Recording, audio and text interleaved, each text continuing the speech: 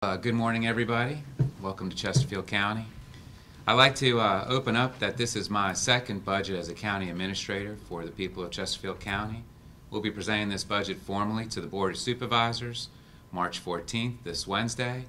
We've already had many revenue briefings and other parts of this process with the Board of Supervisors. As you know, the school board went through its deliberations as well with its budget.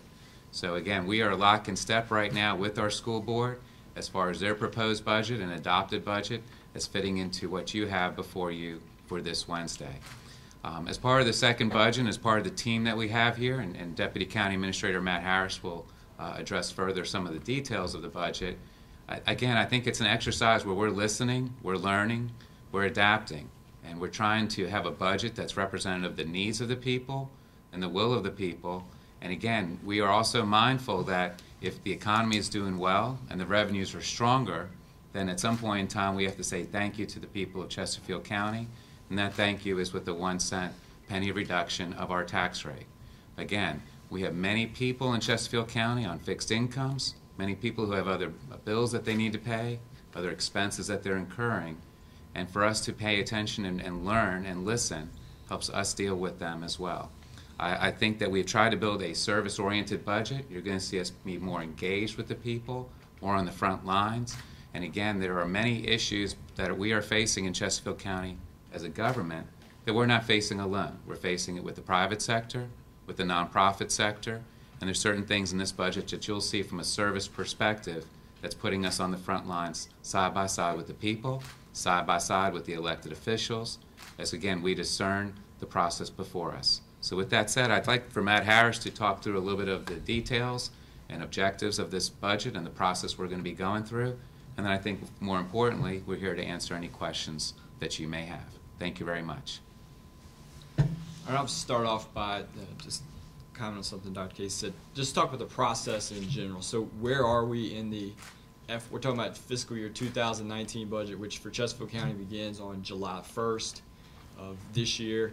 But this is the county administrator's proposed budget. So after Wednesday, we really begin a heavy period of citizen engagement and comment on the plan.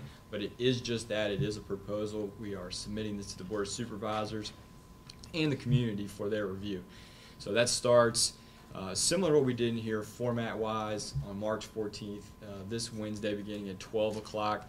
That's a half-day work session in this room, tabletop. It's more discussion-oriented than it is presentation. It's a chance for the board to really get involved and ask some very detailed questions and hear about some specific components of the county administrator's proposed budget. And from there, the next day, this Thursday, the schedule is up on the county's website. We begin a series of 9 community meetings. We'll be in every corner of Chesterfield County talking about this proposed budget, a trimmed down version of the presentation. We won't do all 5 hours at every community meeting necessarily. But we'll begin that process this Thursday, and then that culminates on March the 28th, so 2 weeks from Wednesday. We'll have the budget public hearings in the board meeting room downstairs, and so that will be a 2-week period to really get a lot of comment and reflection on the plan from the community. And then the board will be adopting the plan, scheduled to adopt the plan on April 11th. So I think part of our message here today is we want to get the word out. All of the materials are now posted on the county's website. The full document, the presentation that will be gone through on Wednesday, as well as on the Blueprint Chesterfield website. We have all of the materials that have led up to this Wednesday. As Dr. Casey mentioned, this process for us really begins in September, and all the way up until this Wednesday. So whether it's audit and finance, a community meeting, whatever it is, all those materials are out there, so someone could trace from the early steps, early conversations about fiscal year 2019. You can see all of those materials inclusive of the capital plan, which was presented back in January, the revenue side of the budget, which was presented in February. So it's an incremental process that builds on itself and sort of, again, culminates from a proposal standpoint this Wednesday in here at noon. So just want to get that word out that we are in the citizen feedback portion. That it doesn't have to come in the form of a meeting. There are a number of websites email addresses, phone numbers that are on the Blueprint site that someone could go out, they can't make it to a meeting. Certainly, please give us a call, send us an email, however is most convenient to you, but we want to stress the need for that community input, and the more feedback we can get on the plan, the better we can do our jobs. So second thing I wanted to note, walk a little bit through this one-page handout, the colorful one that was passed out to you. This is obviously not inclusive of all 300 pages of the budget document, but I think it really touches on some of the key pieces to it. As we've done for the last several years, really tried to stress how this budget impacts and makes progress on some key county priorities. And so the budget is formulated around those items. They're laid out there. I think the sort of the key top line message about fiscal year 2019 proposed budget is really this sense of balance. So we are making sure that we are paying attention to those bedrock services such as public safety and education that have long been Chesterfield's hallmarks. Good schools, safe communities, need to make sure that we are being attentive to those areas, while at the same time, addressing and being more customer focused. You'll see examples as we go through the rest of the briefing here today, and then certainly in more details on Wednesday, how we are taking existing resources and trying to get them more to the front line so that we can be more customer focused in the way we provide services to the residents of Chesterfield County. And then doing all of that while maintaining our dedication to good fiscal stewardship. We need to make sure that really is sort of that third leg of the stool. Headline there, of course, by the 1 cent reduction in the real estate tax rate, but it goes beyond that. We have a tax relief program that focuses on the elderly and disabled. So that combined with the 1 cent reduction, there's over $5 million of tax relief that is in this plan. And the tax relief for the elderly portion, that's just the growth. It's an existing program, but there's about $1.7 million in additional resources that's dedicated to that program. So trying to make sure that we're attentive to the service side, but then again, recognizing that these services are paid for by the citizens and business of Chesterfield County, and maintaining the balance between those things as well. There's a chart up in the top left-hand corner of the one-pager, really kind of shows that balance on those key core priorities. And you see all areas of this proposal really coming in around about a 3% increase.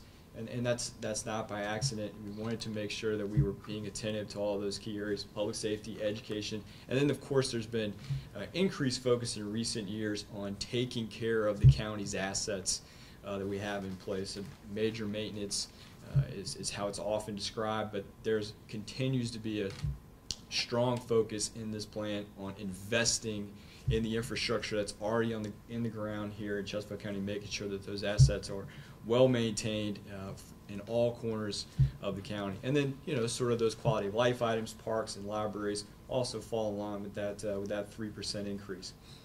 In addition to that, sort of that customer service grouping, really trying to be more attentive in a number of areas. Our community engagement area it's not always, budgets aren't always about where new dollars are going to be invested, but we look at every year the base budget that's in place and how can we take resources and assets that we already have and make them more effective, make our service deliveries more efficient, have the areas of the operation coordinate, talk to each other in a more defined way.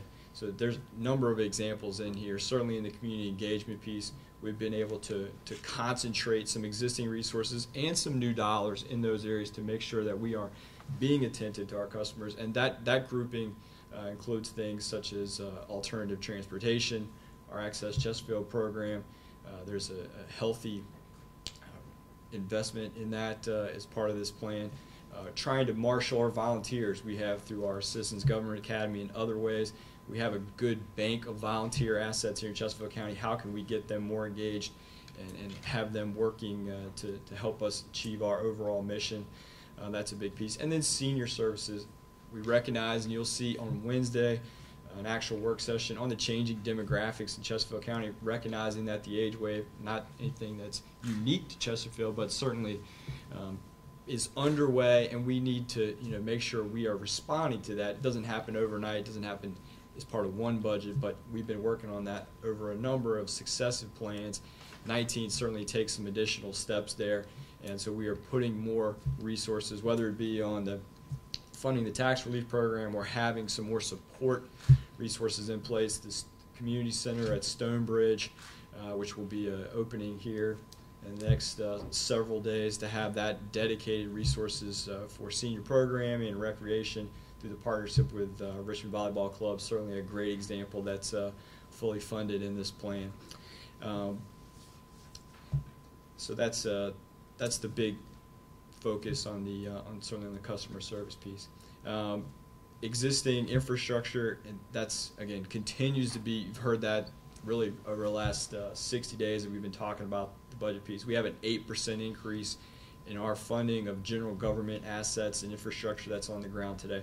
We have a goal, a stated investment goal. We're over 90% of the way to our annual investment totals that we want to make into that infrastructure. Again, this is often talked about as major maintenance, so some major strides forward on that plan. We're actually ahead of the pace, the plan that we laid out last year, so we're able to make some additional inroads on that piece. Transportation in general has been a big focus that we've heard from the community, and a big part of this plan, we talked about it a little bit during the Capitol briefing, but we have an annual vehicle registration fee that residents pay on their vehicles. We are in process, beginning with this plan, of moving all of those dollars, all of the vehicle registration revenue, to the capital plan to fund a local road program. By the end of this 5-year run in fiscal 2023, our goal is to have over a $17 million purely local road funded program that we can go out and take care of access to roads and safety concerns on the roads here in Chesterfield County. So that's a milestone that's certainly underway with this budget. And then also being attentive to other needs. This plan introduces dedicated sidewalk funding. We've heard from our existing customer feedback through Blueprint Chesterfield that transportation means different things to different people, so this plan starts to expand that vision of what transportation is, so you see that dedicated sidewalk funding come in. Again, really that trying to make sure we are responding to those growing list of or more diverse set of customer needs and interests that we're receiving. So those are some of the big areas that the plan looks at, and those will be some of the work sessions. There will be topics on all of those items as we go through the day on Wednesday. But again, a balanced plan that takes care of our hallmark services, but also is very attentive to the changing customer. We've heard that really throughout Dr. Casey's time here, that it all starts with our customer. We started out in October. The first thing we did more or less in this budget season was go back out with a Blueprint Chesterfield session. We did a series of meetings in the community where we had more or less no slides. We were just there to listen to what the residents wanted to see. And I think today and through the rest of the next 2 weeks up until April 11th, you're going to see a plan that's very reflective of the feedback that we receive from the community, and a plan that we're very proud of. I think that's all we have for you today. Again, this is just the beginning of the process. By no means the end. The community meetings and the public hearings are before us. This Wednesday, we'll be in this room for about 6 straight hours, going through as many departments and divisions as far as how new monies are being spent. If there's some additional topics that arise this Wednesday that need to be addressed in the budget, that's what March 28th's afternoon session will be. And having said that, if everything goes to plan, we will be in a position, our board will be in a position April 11th to vote on such budget. Thank you.